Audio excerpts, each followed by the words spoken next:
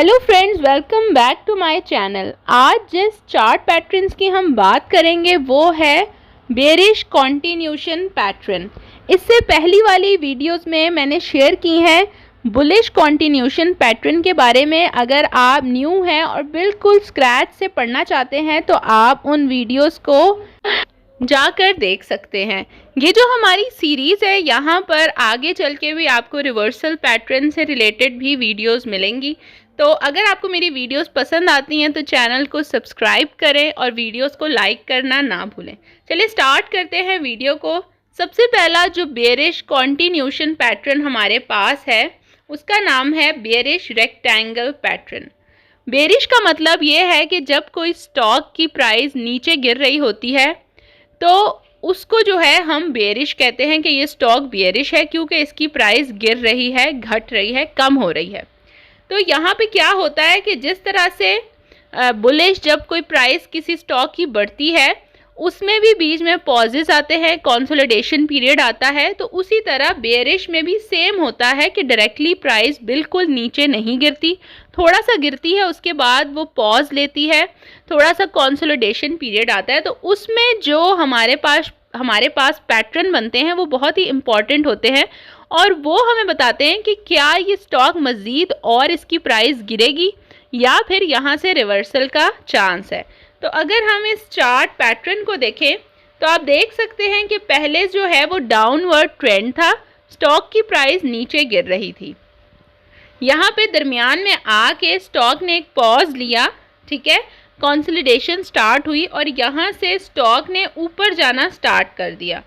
वो लोग जो कि चार्ट पैटर्न्स के बारे में नहीं जानते या उनको टेक्निकल एनालिसिस का इतना पता नहीं है तो वो यही समझते हैं कि यहाँ से अब स्टॉक जो है उसकी प्राइस बढ़ती जाएगी, जबकि ऐसा नहीं होता। इसके बाद देखें स्टॉक ऊपर गया और यहाँ पे अपने रेजिस्टेंस तक गया, उसके बाद ये दोबारा से नीचे आया।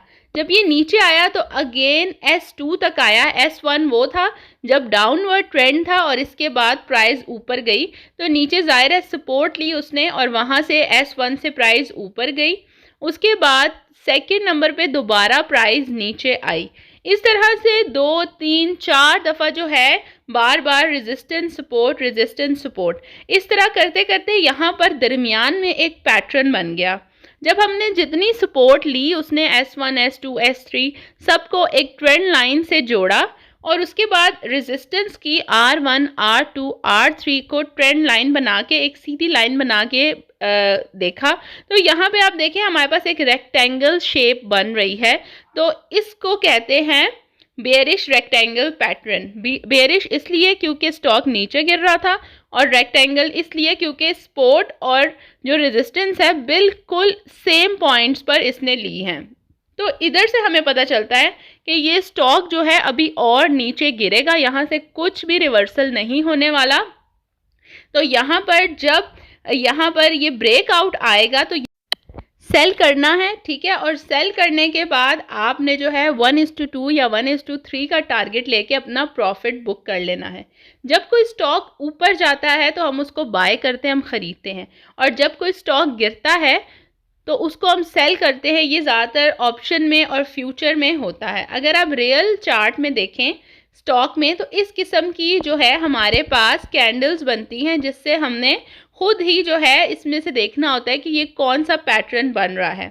आपको मैं पहले भी बता चुकी हूँ अपनी पिछली वीडियो में कि जब हम किसी ग्राफ पर देखते हैं जो कि खुद बना होता है तो वो डिफरेंट होता है, और जो रियल मार्केट में जिस तरह से पैटर्न्स बनते हैं वो थोड़े से डिफरेंट होते हैं। उसको रिकग्नाइज करना थोड़ा सा डिफ़िकल्ट होता है, लेकिन एक्सपीरियंस के साथ आप वो भी कर लेते हैं।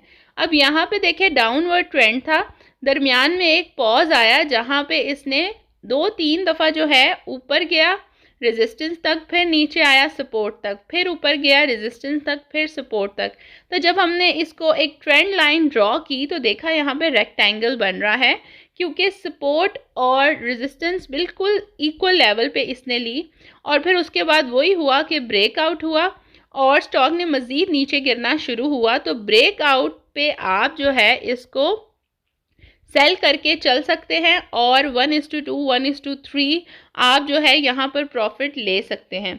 जो आपकी एग्जैक्ट एंट्री है, स्टॉप लॉस, प्रॉफिट, ये सारी चीज़ें जो है मैं इन वीडियोस में डिस्कस नहीं करूँगी, क्योंकि इसके लिए मैं अगली मज़ीद वीडियोस बनाऊंगी। ये जो सीरीज़ है ये सिर्फ और सिर्फ चार्ट पैटर्न्स के बारे में है, क्योंकि टेक्निकल एनालिसिस में सबसे पहले जो है आपको चार्ट रीड करना आना चाहिए कि ये जो अभी पैटर्न बन रहा है इसके बाद क्या होने वाला है, क्या अभी जो ट्रेंड चल रहा था, स्टॉक नीचे गिर रहा था, क्या मज़ीद वो नीचे गिरेगा, या फिर अगर स्टॉक ऊपर जा रहा है, बीच में पॉज आता है, बीच में स्टॉक रुकता है, तो क्या वही कंटिन्यू रहेगा या नहीं।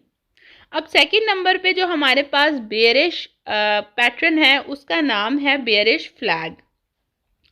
अब अगर आप बेयरिश फ्लैग का यहाँ पर देखें तो किस तरह है कि डाउनवर्ड ट्रेंड था, स्टॉक जो है उसकी प्राइस गिर रही थी, वो लगातार नीचे गिर रहा था, दरमियान में एक स्टॉप आया, एक कंसोलिडेशन पीरियड आया जहाँ पर प्राइस थोड़ी सी रुकती है, थोड़ी ऊपर जाती है, थोड़ी नीचे आती है, फिर ऊपर जाती है, फिर नीचे आती है। तो यहाँ पे आप देखें कि किस पैटर्न से ये हो रहा था।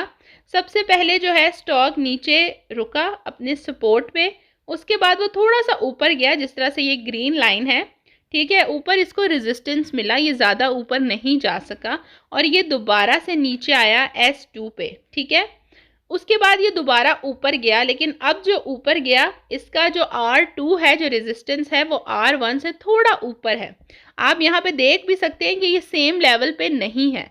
अभी जो इससे पहले वाला हमने पैटर्न पढ़ा था उधर जो R2 था वो बिल्कुल R1 के पास था, यहाँ पे देखें तो थोड़ा सा ऊपर है।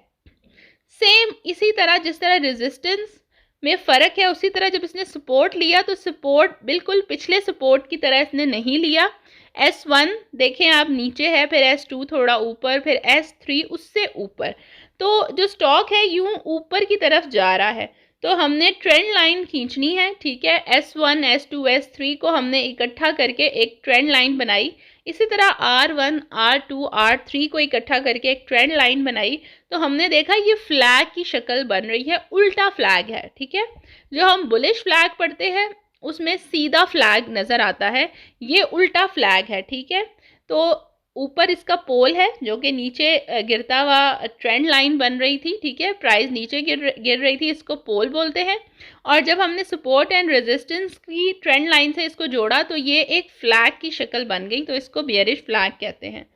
यहाँ पर जब दोबारा प्राइस नीचे गिरती है और उसके बाद जो है यहाँ पे उससे नीचे जब गिरती है, जब ब्रेकआउट होता है, तो यहाँ से हमने इस स्टॉक को सेल करना है, बेचना है, और उसके बाद आपने प्रॉफिट बुकिंग करनी है, चाहे 1:2 है, 1:3 है, या अगर उससे भी ज़्यादा आपको मिल रहा है तो स्टॉप लॉस को आप ट्रेल कर सकते हैं। किस तरह से स्टॉप लॉस को ट्रेल करते हैं आगे चल के मज़ीद जो है इनको पढ़ेंगे, क्योंकि ट्रेडिंग में बहुत सारी टेक्निकल चीज़ें हैं, तो हर चीज़ को सेम वीडियो में टच नहीं कर सकते। अभी ये बिल्कुल इनिशियल है स्टेज। सबसे पहले मैंने आपको कैंडल स्टिक्स के बारे में बताई कि कौन सी बेयरिश होती हैं, कौन सी बुलिश होती हैं। उसके बाद सेकंड नंबर पे चार्ट पैटर्न के बारे में हम कर रहे हैं, तो स्टेप बाय स्टेप जो है वो चीज़ें डिफ़िकल्ट होती जाएंगी और चीज़ों के बारे में हम जानेंगे। अब रियल मार्केट में जो हमारे पास बेयरिश फ्लैग है वो किस तरह से नज़र आता है, तो आप देखें वो कुछ ऐसे नज़र आता है। यहाँ पे ये जो लाइन बनी हुई है, जो पोल है फ्लैग का, ये देखें कि स्टॉक नीचे गिर रहा था, ठीक है। यहाँ पे एक हमने लाइन बना ली जो कि फ्लैग पोल कहलाता है। उसके बाद आप देखें कंसोलिडेशन पीरियड आया, स्टॉक थोड़ा ऊपर गया अपने रेजिस्टेंस से, फिर नीचे आया, फिर ऊपर, फिर नीचे, फिर ऊपर, फिर नीचे, इस तरह 2-3 दफ़ा उसने रेजिस्टेंस सपोर्ट किया, लेकिन ये रेजिस्टेंस और सपोर्ट सेम लेवल्स पे नहीं थे, डिफरेंट थे, ऊपर की तरफ जा रहे थे। जब हमने इन सबको ट्रेंड लाइन से जोड़ा, सपोर्ट लाइन को, रेजिस्टेंस लाइन को और फ्लैग पोल हमने देखा, तो बिल्कुल लग रहा था जैसे कि कोई फ्लैग बना हुआ है, तो इसको कहते हैं बेयरिश फ्लैग। और इसके बाद हमें पता है कि स्टॉक के नीचे गिरने के 70 to 80% तो चांसेस होते ही हैं, तो यहाँ से हम स्टॉक को सेल करके चल सकते हैं और अपना प्रॉफिट अच्छा खासा बुक कर सकते हैं। तो स्टॉक एक्सचेंज में ये सारी चीज़ें बहुत ज़्यादा अहम होती हैं। टेक्निकल एनालिसिस सीखने के लिए चार्ट पैटर्न आने चाहिए, उसके बाद आगे चल के प्राइस एक्शन और बहुत सारी ऐसी चीज़ें हैं जो कि हम सीखते हैं, और सब चीज़ों को इकट्ठा करके फिर हम ट्रेड जब लेते हैं तो उसके चांसेस होते हैं 60, 70 to 80% कि आपकी ट्रेड जो है वो करेक्ट ही जाएगी। तो फ्रेंड्स आई होप सो आपको मेरी ये सीरीज़ जो है, जो चार्ट पैटर्न्स की चल रही है, वो पसंद आ रही हो।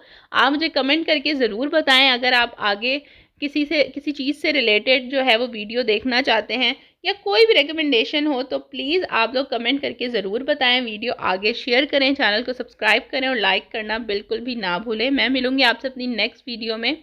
अपना बहुत ख्याल रखें।